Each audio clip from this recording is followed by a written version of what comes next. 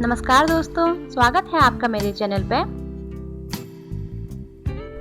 दोस्तों, अपने जीवन में गुड लक लाने के लिए हम कई तरह के उपाय करते हैं। पूजा पाठ से लेकर अपने घर में हम ऐसी वस्तुएं लाकर सजाते हैं जिससे पॉजिटिव एनर्जी आए और हमारी सारी मुश्किलें दूर हो जाएं। इन्हीं वस्तुओं में से एक है लाफिंग बुद्धा। जी हाँ, लाफिंग बुद्धा को घर में रखना बहुत ही शुभ माना जाता है। कहते हैं इन्हें घर में रखने से सुख, शांति और समृद्धि आती है और ये हमारी सारी मनोकामनाएं पूरी करते हैं।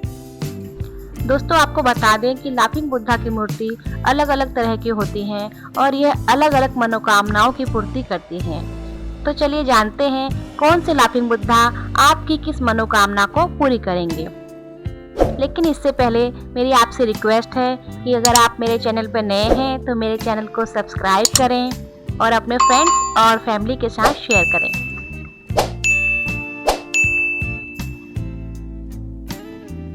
तो सबसे पहले हम बात करेंगे हंसते हुए लाफिंग बुद्धा की। लाफिंग बुद्धा को घर या ऑफिस में कहीं भी रख सकते हैं, लेकिन इन्हें जमीन पर नहीं रखना चाहिए। लाफिंग बुद्धा को 2.5 से 3 फुट की ऊंचाई पर किसी मेज या स्टूल पर रखना चाहिए। इन्हें स्टूल या टेबल पे ऐसे रखें दोस्तों जैसे हम अपने भगवान को रखते हैं। बेडरूम, किचन या घर के किसी भी रूम में हंसता हुआ बुद्धा नहीं रखना चाहिए। इन्हें ड्राइंग रूम, लिविंग रूम या पूजा घर जैसे शुभ स्थानों पर रखना चाहिए। लेकिन इस बात का ध्यान रखना चाहिए कि ये घर में आने वाले लोगों को दिखाई पड़े। इसका फायदा यह होता है कि आपके घर में प्रवेश करते ही लोग खुश हो जाएंगे। दोनों हाथ ऊपर करे हुए लाफिंग बुद्धा। दोस्तों, अगर बिजनेस ठीक से नहीं चल रहा हो या लगातार नुकसान और पैसों की कमी का सामना करना पड़ रहा हो तो दोनों हाथ ऊपर किए हुए लाफिंग बुद्धा की मूर्ति दुकान या ऑफिस में रखने से बिजनेस बढ़ने लगता है। बच्चों के साथ बैठे हुए लाफिंग बुद्धा। वैसे तो आप पढ़कर ही समझ गए होंगे कि इस तरह के लाफिंग बुद्धा की मूर्ति से हमारा क्या मतलब है। जी हाँ, जिन लोगों को संतान से जुड़ी परेशानियों का सामना करना पड़ता है उन्हें ऐसी मूर्ति अपने घर पर रखनी चाहिए। इससे आपके सारे कष्ट दूर हो जाएंगे। दोनों हाथ में कमंडल उठाए लाफिंग बुद्धा। यदि आपको लग रहा है कि आपका भाग्य पक्ष कमजोर है और कई प्रयासों और मेहनत के बाद भी आपको उम्मीद के मुताबिक सफलता नहीं मिल पा रही है तो दोनों हाथों में कमंडल उठाए लाफिंग बुद्धा की मूर्ति आपके लिए बहुत ही लकी साबित होगी। लेटे हुए लाफिंग बुद्धा। अगर लाख कोशिशों के बाद भी आपको सफलता नहीं मिल पा रही है और दुर्भाग्य आपका पीछा नहीं छोड़ रहा है तो ऐसे में आप लेटे हुए लाफिंग बुद्धा की मूर्ति को अपने घर पर रखें। यह आपके लिए जरूर गुड लक लेकर आएगा। धन की पोटली लिए लाफिंग बुद्धा। धन की पोटली अपने कंधों पर टांगे लाफिंग बुद्धा किसी भी घर या ऑफिस के लिए शुभ माने गए हैं। इन्हें रखने से पैसों से जुड़ी हर परेशानी खत्म होने लगती है और कभी भी पैसों की तंगी नहीं होती है। थैला लिए लाफिंग बुद्धा।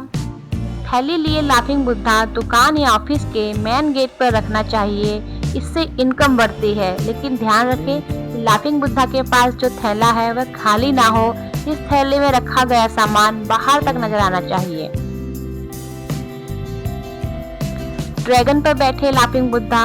अगर आपको लगता है कि आपके घर में कोई जादू टोना करता है या आपके किसी भी अपने पर आपको लगता है कि जादू टोना किया गया है या किसी की बुरी नज़र आपके घर के सदस्यों पर पड़ी है तो आपको ड्रैगन पर बैठे लाफिंग बुद्धा को घर, दुकान में रख दें। इससे सभी नेगेटिव इफेक्ट खत्म हो जाएंगे। ध्यान में गुम लाफिंग बुद्धा।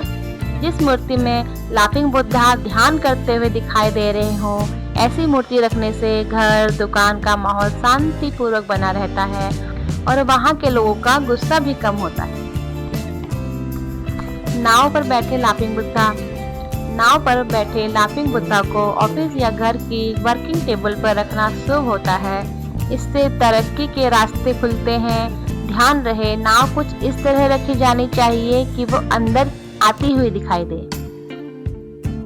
सिक्का और पंखा पकड़े हुए लाफिंग बुद्धा।